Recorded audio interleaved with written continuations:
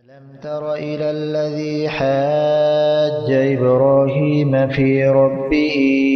أن آتاه الله الملك إذ قال إبراهيم ربي الذي يحيي ويميت قال أنا أحيي وأميت قال إبراهيم فإن الله يأتي بالشمس من المشرق فأت بها من المغرب فبهت الذي كفر والله لا يهدي القوم الظالمين أو كالذي مر على قرية وهي خاوية على عروشها قال أنى يحيي هذه الله بعد موتها فأماته الله 100 عام ثم بعثه قال كم لبثت قال لبثت يوما أو بعض يوم قال بل لبثت 100 عام فانظر إلى طعامك وشرابك لم يتسنه وانظر إلى حمارك ولنجعلك آية للناس وانظر إلى العظام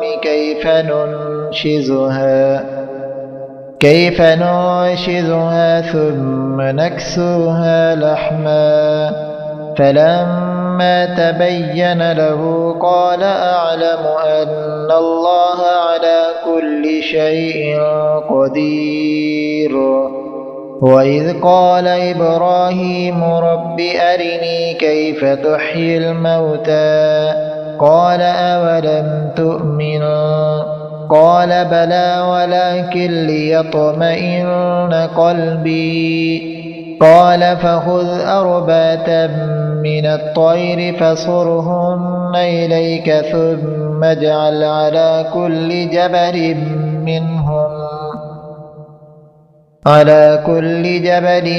منهن جزءا ثم ادعهن يأتينك سعيا واعلم أن الله عزيز حكيم مثل الذين ينفقون أموالهم في سبيل الله كمثل حبة أنبتت 7 سنابل في كل سنبلة 100 حبة والله يضاعف لمن يشاء والله واسع عليم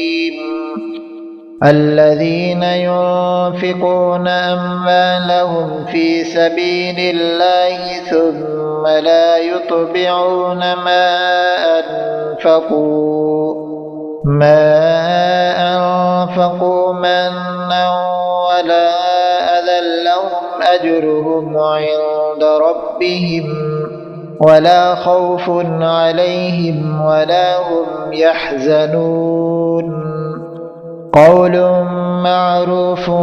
ومغفرة خير من صدقة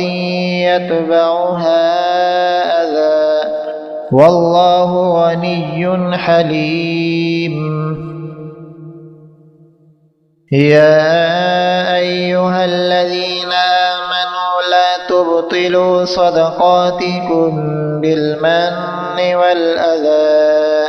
كالذي ينفق ماله رئاء الناس ولا يؤمن بالله واليوم الآخر فمثله كمثل صفوان عليه تراب فأصابه وابل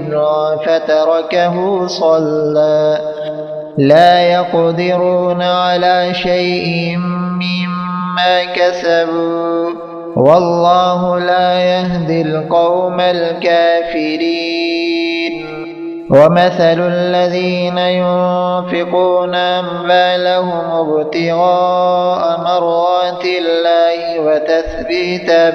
من أنفسهم من أنفسهم كمثل جنة بربوة أصابها وابل فآتت أكلها ضعفين فإن لم يصبها وابل فطل والله بما تعملون بصير أيود أحدكم أن تكون له جنة من نخيل وأعناب تجري من تحتها الأنهار له فيها من كل الثمرات وأصابه الكبر وله ذرية ضعفاء فأصابها إعصار فيه نار فاحترقت كذلك يبين الله لكم الآيات لعلكم تتفكرون يا أيها الذين آمنوا أنفقوا من طيبات ما كسبتم ومما أخرجنا لكم من الأرض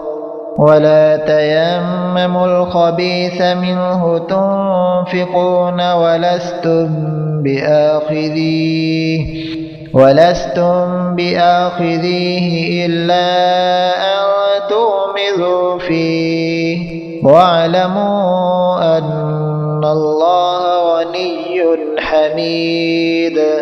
الشيطان يعدكم الفقر ويأمركم بالفحشاء والله يعدكم مغفرة منه وفضلا والله واسع عليم يؤتي الحكمة من يشاء ومن يؤت الحكمة فقد أوتي خيرا كثيرا وما يذكر إلا أولو الألباب وما أنفقتم من نفقة أو نذرتم من نذر فإن الله يعلمه وما للظالمين من أنصار إن تبدوا الصدقات فنعما هي وإن تخفوها وتؤتوها الفقراء فهو خير لكم ويكفر عنكم من سيئاتكم والله بما تعملون خبير ليس عليك هداهم ولكن الله يهدي من يشاء وما تنفقوا من خير فلأنفسكم وما تنفقون إلا ابتغاء وجه الله وما تنفقوا من خير يوفى إليكم وأنتم لا تظلمون للفقراء الذين أحصروا في سبيل الله لا يستطيعون ضربا في الأرض يحسبهم الجاهل أغنياء من التعفف تعرفهم بسيماهم لا يسألون الناس إلحافا وما تنفقوا من خير فإن الله به عليم